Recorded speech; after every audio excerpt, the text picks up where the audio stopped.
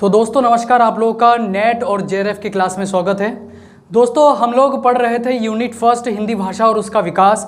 अब उसी क्रम में जो तीसरा चैप्टर है वो आज का चैप्टर है ये खड़ी बोली ब्रज और अवधि का विकास। हम जानेंगे कि खड़ी बोली हिंदी जो है उसका विकास क्रम में कौन कौन से साहित्यिक जो है गतिविधियों का असर हुआ है, और उसके बाद यहाँ पे ब्रज भाषा में, अवधि भाषा में, इन सब के विकास में क्या चीज़ मतलब आगे रहा है। तो परिनिष्ठित हिंदी खड़ी बोली का मतलब होता है कि उस समय में साहित्यिक रचनाएं जिस भाषा में हुआ था, तो इस भाषा में, हिंदी भाषा में हुआ है, तो उस समय 14वीं शताब्दी से लेकर 17वीं शताब्दी तक दक्षिणी हिंदी के रूप में खड़ी बोली गद्य का क्रमिक विकास हुआ है। दक्षिणी हिंदी माना जाता था उसको, और उसका जो समय है 14वीं से लेकर 17वीं शताब्दी तक माना गया है। नेक्स्ट पॉइंट में क्या है, उत्तर भारत में खड़ी बोली गद्य की परंपरा का सूत्रपात। उत्तर भारत में खड़ी बोली गद्य की परंपरा, गद्य क्या है, जिसमें कथाएं लिखी जाती थी, उसके बाद अलग अलग चीज़ें जो भी है गद्य के रूप में लिखा गया। 17वीं शताब्दी से 18वीं शताब्दी में हुआ है इसका विकास, ठीक है। उसके बाद है यहाँ हिंदी गद्य की प्राचीनतम रचना, जहाँ पे अगर पूछा जाए कभी कि हिंदी गद्य की जो प्राचीनतम रचना है वो कौन सा है, तो जानेंगे गंग कवि की चंद छंद वर्णन की महिमा। तो गंग कवि ने सबसे पहले लिखा था ये गद्य, और इनकी रचना का नाम है चंद छंद वर्णन की महिमा।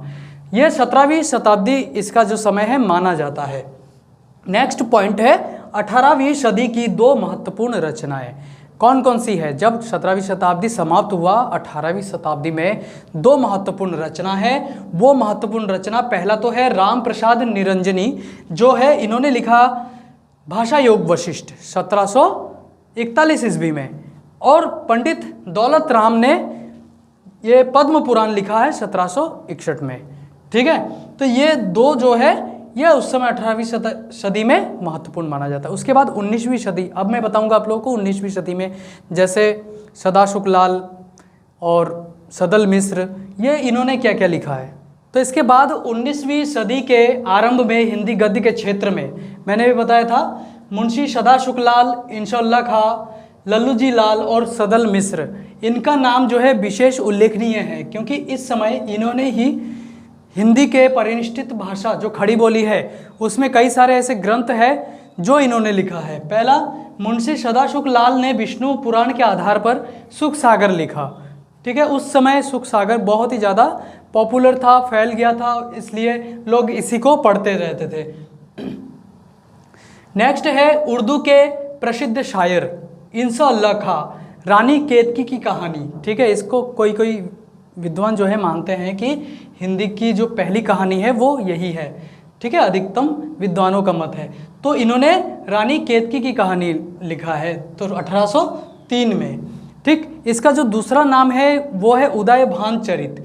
उदयभान चरित्र नाम से भी जानते हैं, अधिकतर क्वेश्चन पूछा जाता है इसी से कि उदयभान चरित जो है कौन सी कहानी का नाम है, तो कन्फ्यूज हो जाते हैं लोग अधिकतर, रानी केतकी की कहानी, ठीक है। नेक्स्ट है गवर्नर लॉर्ड वेलेस्ली ने 4 मार्च सन 1800 ईस्वी में फोर्ट विलियम कॉलेज की स्थापना की, ठीक।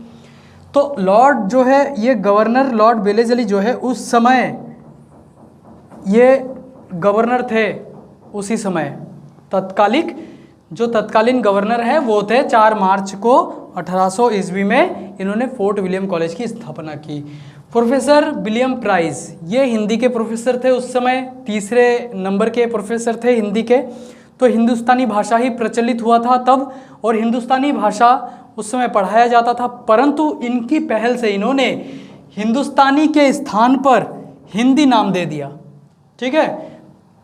तो उनका जो डिपार्टमेंट था हिंदी डिपार्टमेंट पड़ गया, तब से वो हिंदी विभाग नाम से जाने जाते हैं, उस विभाग का नाम। तो ये रहा इसका। इसके बाद जो भी होगा मैं नेक्स्ट वीडियो में बता दूंगा आप लोगों को। तब तक के लिए धन्यवाद, नमस्कार।